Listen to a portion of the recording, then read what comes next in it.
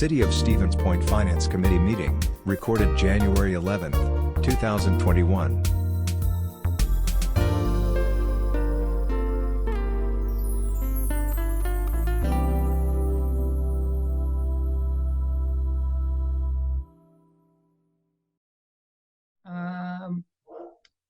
I will. It is 6:34.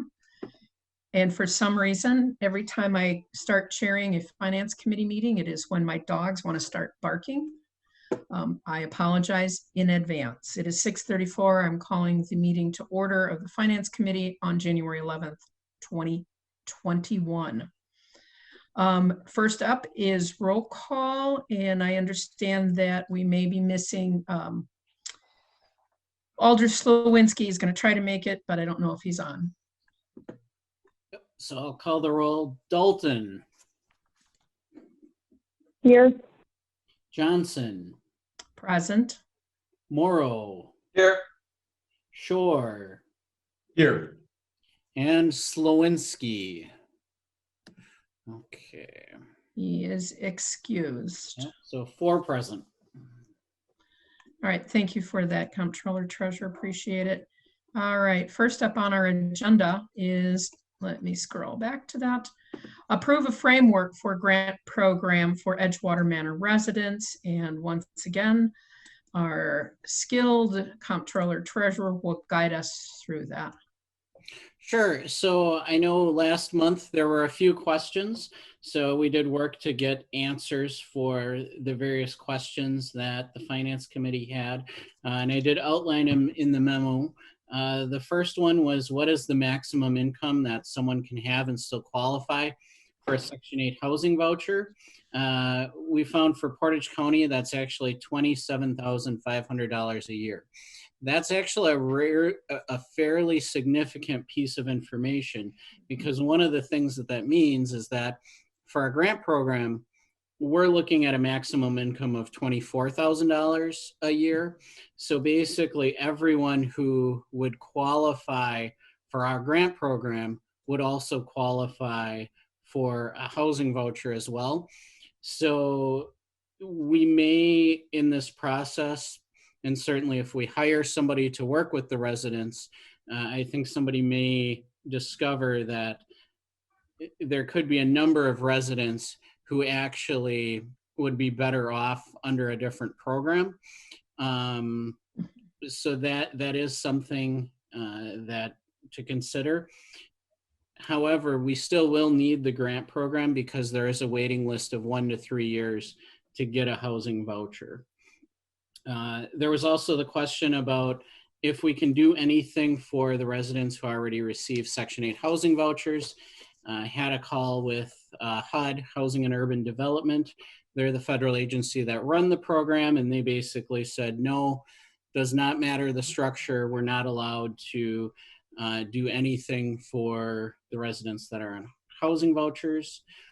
The question on, can we include residents who move outside of Portage County, but maybe shorten the time frame a little bit? That's a policy question. It's really up to the Finance Committee and the City Council in terms of what you want to do. What I would throw out there as just a suggestion is we could look at providing the grant for a period of 5 years. And then hopefully at the end of the 5 years, that resident that moves outside of Portage County would be able to get a voucher in the county that they move to. We also had a question about moving expenses. What's the maximum amount of support that we should provide? Did call a moving company, and he said, well, it really varies because they charge by the hour. The moving company that I called charges $170 an hour. He estimated that for a 1-bedroom apartment, you're looking at anywhere from 2 to 8 hours, just because it varies greatly as far as how much stuff people have, even though the apartments are of a similar size. So if you look at the high end of that range, that's $1,360. So I would throw out, for the sake of conversation, a maximum amount of around $1,500 to $2,000, depending on what the committee wants to do. And then the final point, we were asked to look at the availability of housing similar to Edgewater, and did contact a number of different places. Many of them do have waiting lists. However, we did find the Fireside Apartments in Whiting does have 6 units available, and that actually is a very affordable option for the residents, and it's also a property that includes electricity. So, that's something, as far as the availability of other housing and what housing is going to become available, that's a large question that, I think as we go through this, we're going to find different spots that open up. So it's not just a real cut and dry answer to that. But, the advantage that we really have here is that time is on our side with a 2-year closure period, that at least there is time for the residents to be on a waiting list if their preferred housing option doesn't have immediate availability. The other thing that I'll note, we did have a call with the folks at the Berkshire on Friday, talked through a couple of items with them. And one of the things that they are asking for is, right now they're taking applications. They've gotten 27 applications for Edgewater residents. And one of the things that they do when they get an application is they evaluate that resident's income to make sure that that resident can afford the rent and to live in that building, because otherwise you're not doing anybody any favors if you allow somebody to move in who can't really afford to live there. So what they've asked for from us is a formal agreement, because if they're going to include the grant program in their income calculations and take a resident and say maybe they wouldn't meet the income criteria without our grant, but with our grant they would, and they're going to let them in, basically for that reason, well, then it's a real problem if 5 years from now a different council takes over or a different city staff and would try to, let's say, reallocate the money that we've committed to the grant program. Obviously, that would be a big problem for them, for the residents. So they have asked for some kind of a formal agreement to secure the city's commitment and ensure that for the long term we're managing the long term sustainability. Good point on that one. I think we'd want to have a long-term agreement contract that allocates out that sum of money for the duration of the contract so that we're locked in. An excellent point. I'm glad they thought of that. Before I comment, a couple of questions. I'll go to the committee first. Any members of the committee have questions at this point for the comptroller treasurer? And I'm scrolling through the Brady Bunch boxes. If I don't call on you, please just shout out. Alder Dalton, just wanted to say that I appreciate the answers to the questions and would be okay with a $2,000 maximum for moving costs, as I know that for many of the residents is probably the biggest actual point of stress. I don't like moving either. No, I don't either. I don't know anyone who does. So, members of the committee, any other questions?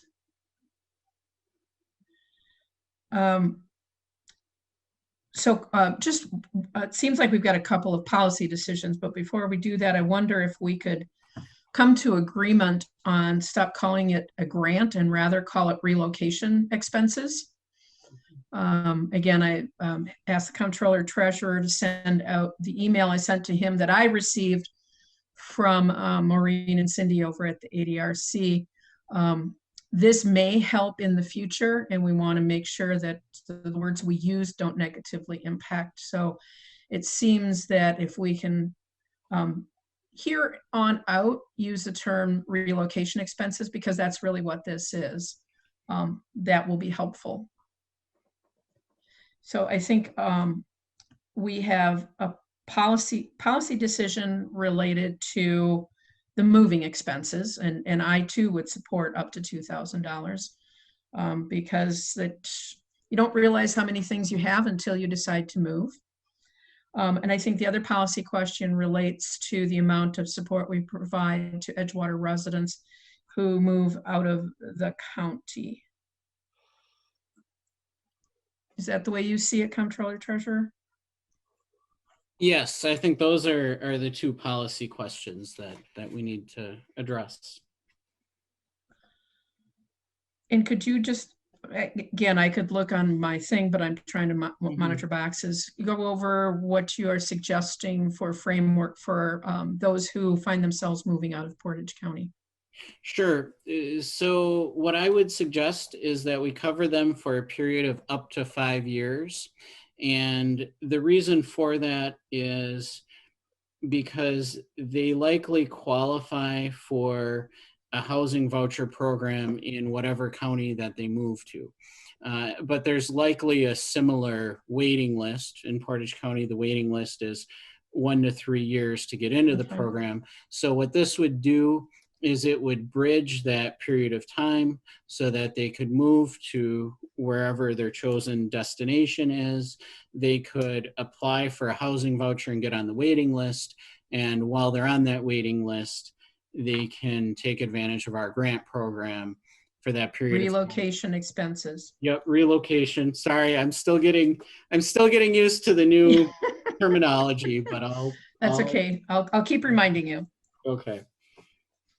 But yeah, they would still qualify for our relocation assistance program for that 5 years, or until they would start getting a housing voucher, at which time they would lose eligibility for our relocation assistance program. Would that apply? That applies to even those who remain in the county, correct? Yes. Yes.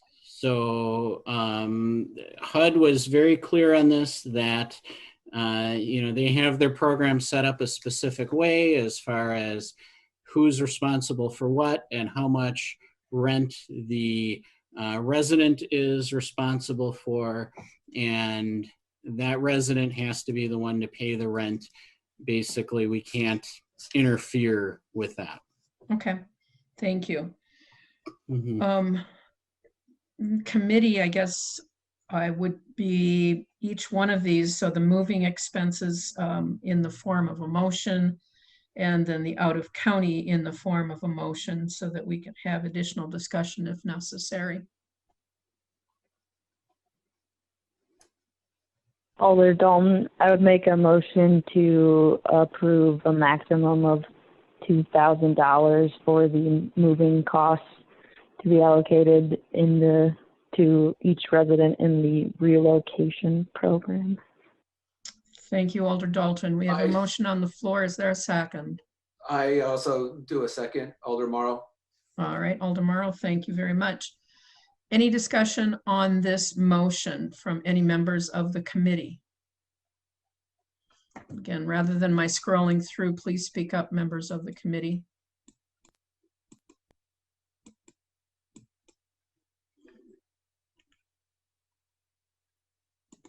All right. Waited my 5 to 7 seconds. Are there any questions or comments from other alders, the mayor, or members of the public?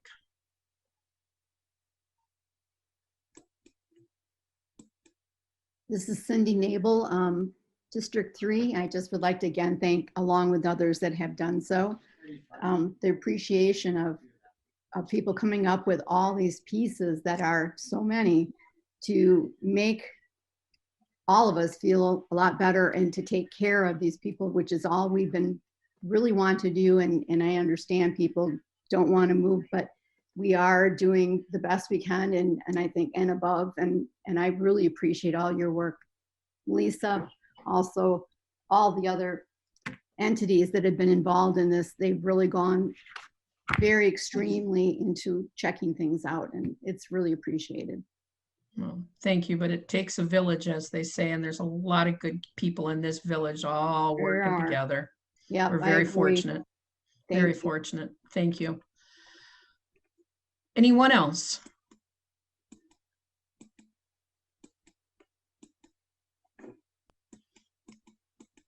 All right, I'm doing the click through one more time. We have a motion on the floor and a second to allocate up to $2,000 per person as part of a relocation expense for moving. All those in favor, please say aye. Aye. Aye. Aye.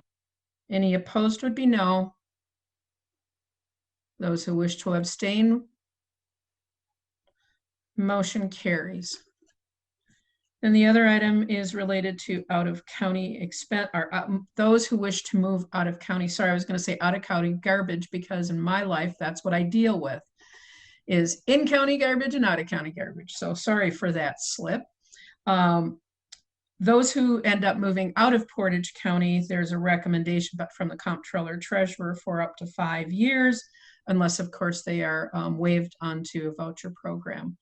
I would entertain a motion related to that topic.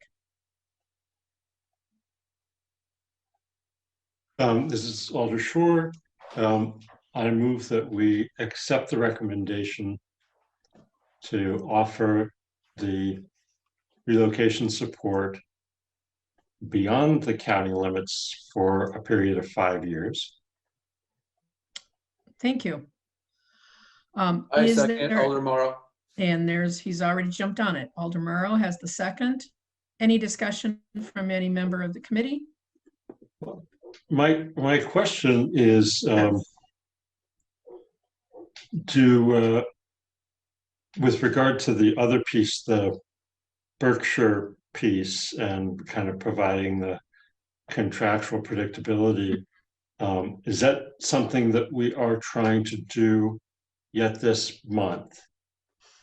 If so, does the committee need to do anything or just wait at council? Yeah, good. I was going to ask about that, so I'm glad you asked that. It's not related to this motion necessarily.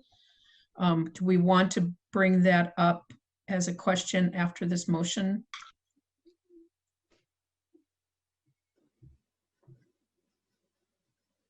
I mean, it's a good discussion item, but it's not related to this particular motion on the floor. So let's get this motion on the floor done, and then we can ask that, have a response to the question. Would that be suitable? Yeah, just wanted to, Yep. Nope, before good we point. moved off the agenda item, right? Yep. Nope. Good point. And questions from the public, other members of the council, mayor?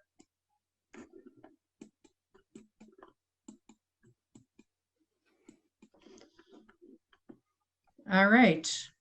Barring no other discussion, all those in favor of the motion as stated, please say aye.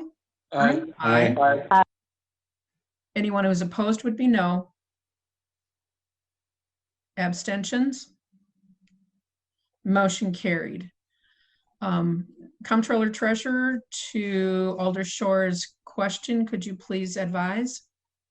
Sure. So right now, the Berkshire has said that they're going to provide us with a draft agreement and send it over. And right now we're still waiting for them to provide us with the draft. So depending on when we get that, would determine the timeline. If we get that tomorrow, maybe we could get it on the council agenda.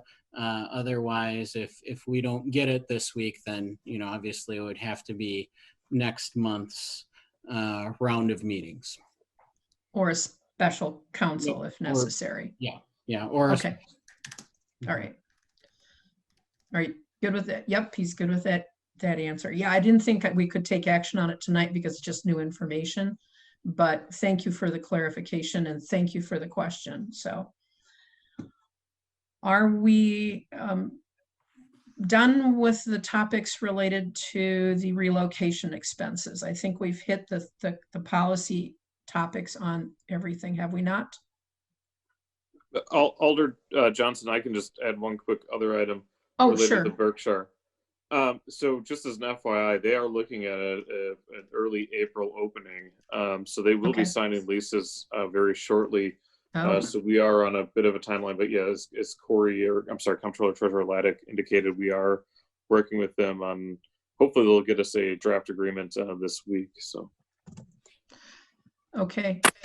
So if they're signing leases already, I guess this would be a question for our attorney. I assume my question is if they're already signing leases and the leases are dependent upon the relocation expenses being allocated, we would want to make sure that this, if we can, those things need to go together. Would they not, Attorney Beveridge?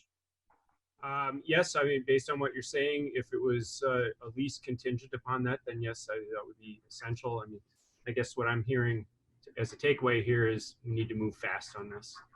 Yep. Thank you. You confirmed my suspicions. So Director Kanowski and Comptroller Treasurer, we leave that in your very fine hands to do that. Thank you. All right. So we're ready to move on to the next agenda item then, Comptroller Treasurer? Okay. And the next item, excuse me, approval of funding for a social worker to assist Edgewater Manor residents. And of course, we heard the discussion, excuse me, at personnel. And this would basically provide the funding to support that position, whether it's a contract or city employee as an LTE. Anything else, Comptroller Treasurer Laddick, before we throw it to the committee for discussion? The only other thing to add is that the funding would come out of the Edgewater Fund for this, and also that I do feel that there is potential for return on investment, especially if this position can be successful in connecting the residents to the right programs that are available. That has the potential to reduce the need for our relocation assistance program and stretch that money a little bit further. Thank you. And I'd like to welcome Alder Slawinski. Apparently has now joined us. Welcome, Alder Slawinski. So questions for the Comptroller Treasurer related to this agenda item from our committee members? Alder Dalton, I'd like to make a motion to approve the funding for a social worker to assist with the relocation program. And then I have a few comments after. Certainly. Thank you, Alder Dalton. We have a motion on the floor. Is there a second? I second. Alder Morrow. And we have a second from Morrow. All right, now back to discussion. And Alder Dalton, you have the floor. Thank you. Just wanted to ask maybe either the Comptroller Treasurer or yourself, President Johnson, having looked into this, what a potential hourly rate or potential kind of rate of pay might look like for this individual. And then just want to make a point that I think another opportunity for the Community Development Department in kind of executing this grant or this relocation program is the opportunity to see how working with individual residents on programs like this that are very similar to grant programs, which the department also manages, might be an opportunity to learn like really how to engage more residents in participating in them, since this program necessitates pretty basically overall participation from the residents. Good points and a good question to start out. I don't know if we have that Comptroller Treasurer yet, or is that a Lisa Yakush question? Okay. Yeah, I don't have a rate of pay for this position. I don't know if Lisa has anything. I don't see if she's still on. Okay, she might have. She is no longer on. I think the mayor has something. Oh, thank you. I'm trying to scroll through. Go ahead, Mr. Mayor, if it's in response to this question. It Thank is. you. Yeah, we got a couple of pages, so it's hard to see everybody. We do Yep. not have an approved job description yet. We are still in the final stages of that. Once that's done, we will send it over to Baker Tilly, formerly Springstead, to get that rate of pay information. So we do not have it at this point, but we're trying to move as quickly as we can. Yep. Thank you. Does that answer your questions? Are you okay with that, Alder Dalton, or is there other? Yeah, that's okay. I have, I'm assuming it's not going to be an exorbitant amount, but, any approximation would just help us understand the funding if we're approving. Perhaps, no, I agree with you. It's something I had thought about too, because we don't want to pay somebody minimum wage. Obviously, that would be a terrible situation. Perhaps if we have more information by council, that might be a bit of feedback we could get. How does that sound? That sounds great. All right. Other members of the committee have any questions or comments? Yeah, Chair. Yes, sir. So I noticed the mention in the agenda materials that this person might be needed at or near full-time at the front end. Mm-hmm. For some period of months anyway, with the needs tapering off as sort of the first tranche of residents has figured out what they're going to do, and that made a lot of sense to me.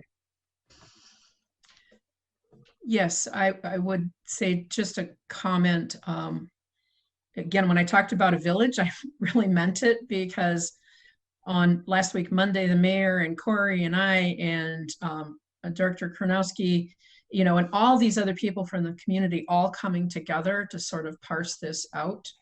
And, all of these details came through that meeting. So, and that was one of the things discussed. We're going to have to front load this probably, and then have that taper off as we have folks matriculate out. So good comment. Any other comments from the members of the committee?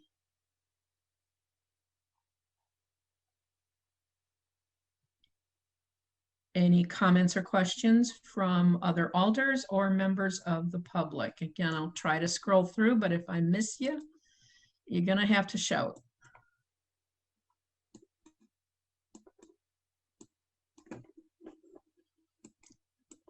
All right. Barring any other discussion on the topic, there is a motion and a second on the floor. All those in favor of approving the funding for this position, please say aye. Aye. Aye. Aye. Anyone opposed would be no. Abstentions? Motion carries. Thank you, everyone. Good questions, great comments. Next item on our agenda, item 4, is approval of claims paid. I would entertain a motion. I move approval of the claims paid. I second. And you guys are ahead of me. There is a motion on the floor and a second to approve the claims paid, the bills that have already been paid. Any questions from our members of the committee? Clarifications?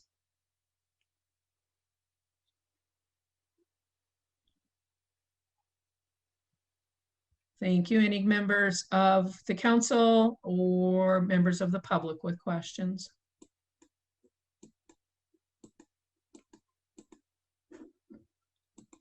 All righty. Whoops, sorry, I lost my thing. All those in favor of the motion on the floor, please say aye. Aye. Aye. Aye. Anyone opposed would be no. Abstentions? Motion carries. Thank you on that one. Item 5, it is to adjourn into closed session approximately 7 o'clock. Wow, That never happens. We are nearly spot on. It is 7:03 pursuant to Wisconsin statute 19.85 paren 1 paren E, for the purpose of deliberating or negotiating the purchase of public properties, the investing of public funds, or conducting other specified public business whenever competitive or bargaining reasons require a closed session on the following: negotiating a development agreement for a possible project in TIF 10. Before we do the roll call or have a motion on this, my one question is, I'm not sure if we have any upcoming candidates. I know that we did this before. It's had candidates for office attend closed session, but I would look to the mayor or to the attorney for a little clarification on that. Typically, it's the discretion of the body.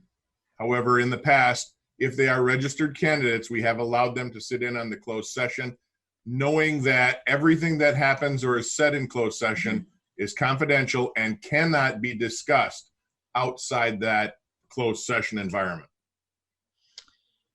So when you say the body, are we referring to Your the committee. finance, the committee? I would go to the committee first to discuss this. Go ahead, Alder Shore. So do I assume this is with reference to a seat with only one candidate on the ballot? This would be referencing any registered candidates for any district or any race. Yep. Yeah, I just wanted to be Okay, fair yeah, because no, we had precedent. Right. This hasn't happened during my term of service. I mean, I do recall, because it was me, but you know, there is the overlapping month of April.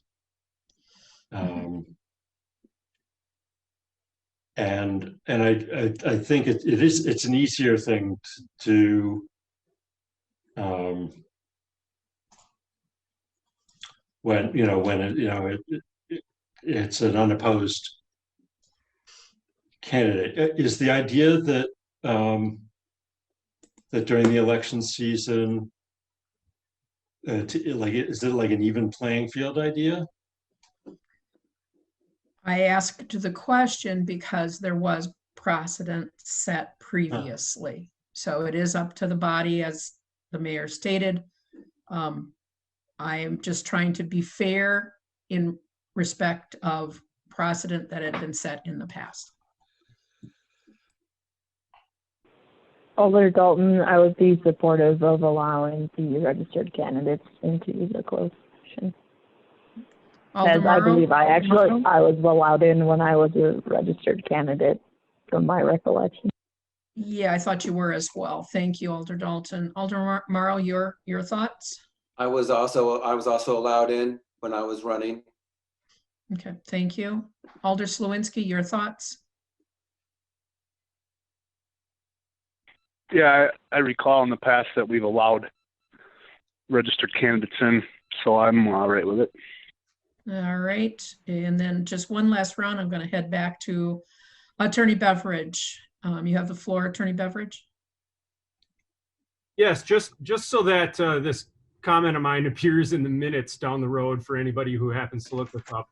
I just want to say I think it's important for this type of question to consider the context. I think to say, to suggest that we're setting a blanket precedent that no matter who or no matter what the subject matter of the closed session is, we will always allow this. I think that's not the precedent that should be set. I can certainly say that if this was a closed session for me to provide legal advice that's subject to attorney-client privilege, I would absolutely be opposed to allowing someone in on that. That makes absolute sense to me. Thanks. So back to the committee, we have, I can go either way, but we've got 3 yeses. That was Morrow, Dalton, and Slawinski. Hesitation on the part of Shore and indifference on my part. So I won't object. Clearly, okay. was not remembering Alder Dalton. No offense, please. But Yes. but that would have been the only one during my time. I mean, hearing how much experience there is with this, I'm not inclined to object. Okay, thank you. And I have one other thing. certainly. I remember as I was thinking more about it, there were some I was allowed in, there were some that I was not allowed in. Okay, So I wasn't allowed in on everything. okay. And again, this is still a great democracy, and the majority of the committee is acquiescing and saying that we will allow, for now, for this situation, those people who are candidates, registered candidates for the city council. They will need to identify themselves because the moderator, who is the mayor, will need to exclude everybody else, assuming we go into closed session, with the exception of those other people that I'm not quite sure we know who they are on the call. So at this point, I would entertain a motion to go into closed session. Oh, tomorrow, so moved. We have Second. a motion. I'll second. I'm going to give that one to Alder Slawinski since he came in late, and we'll give him an opportunity to provide the second. We have a motion on the floor and a second to go into closed session. I don't know who is doing the roll call, but that will need to take place. All right. Slawinski, Aye. Shore, Aye. Morrow, Aye. Johnson, Aye. Dalton, No. 4-1. 4-1, we will be moving into closed session. We will not be coming out of closed session, I assume, to make any motions and actions. So therefore, anyone from the public, thank you very much for attending our meeting this evening. And we look forward to having you again.